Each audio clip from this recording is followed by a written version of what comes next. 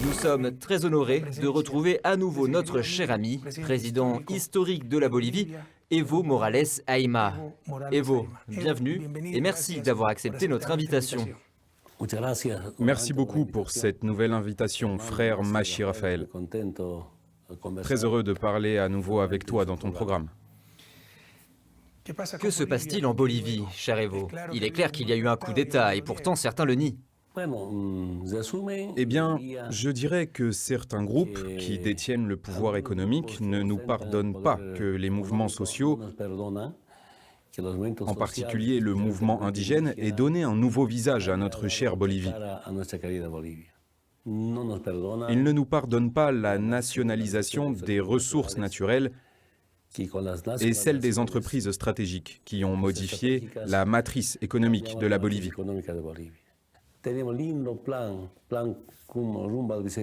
J'ai eu une bonne idée pour le bicentenaire des 200 ans de la fondation de la Bolivie.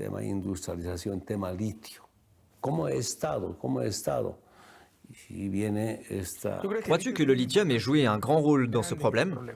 J'en suis absolument persuadé. Il existe des hypothèses. Parce qu'un groupe de responsables locaux de Potosí a rejeté notre plan du lithium. Il était prévu pour 2025. On devait créer 41 usines, dont 14 consacrées exclusivement à l'industrie du lithium. Et c'est précisément à ce moment-là que cette attaque intervient. Mais venait-elle de l'intérieur, dans l'intérêt des élites nationales ou de l'étranger, dans un intérêt stratégique? Parce qu'une grande partie de l'avenir dépend du lithium. Voitures électriques, batteries longue durée, et l'une des plus grandes réserves se trouve précisément en Bolivie. Mais avec frère Alvaro, nous avons proposé que lorsque nous achèverions le processus d'industrialisation du lithium, la Bolivie soit en mesure de définir les prix du lithium au niveau mondial. Le gisement d'Uyuni fait 10 000 km². Tu crois donc que c'est un facteur décisif dans ce qui s'est passé? Absolument, et Coipasa, dans le département d'Oruro, ainsi que d'autres gisements comme Pastos Grandes, au total 16 000 km² de lithium de matières premières. Après, j'ai réalisé que certains pays industrialisés ne voulaient pas de concurrence. Premièrement, sur la question de la libération vis-à-vis de la dépendance technologique. Deuxièmement, ils n'acceptent pas qu'un autre modèle économique basé sur le socialisme, promu par les soi-disant gauchistes progressistes, transmette un message différent que d'autres pourraient suivre et des solutions pour les peuples.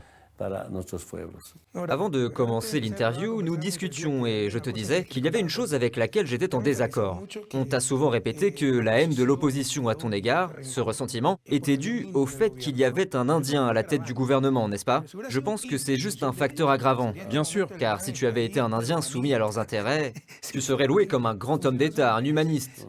Si tu étais un Indien soumis à leurs intérêts, ce serait une autre histoire. Ils ne te laisseraient pas rentrer chez eux, mais ils ne te tueraient pas, ils ne te renverseraient pas, car cela servirait leurs intérêts. Il y a ici un dénominateur commun. Pourquoi s'en prennent-ils à toi? Pourquoi s'en prennent-ils à Lula? Lui, c'est un ouvrier. Pourquoi s'en prennent-ils à Cristina Kirchner? Elle a toujours été de la classe supérieure.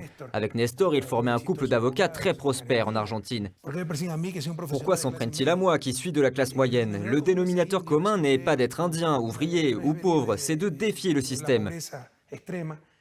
La cause, c'est que sous nos gouvernements, ils ne tenaient plus le pouvoir pour la première fois de l'histoire. Exactement. Ils ont perdu le pouvoir. C'est la lutte des classes. J'en suis convaincu.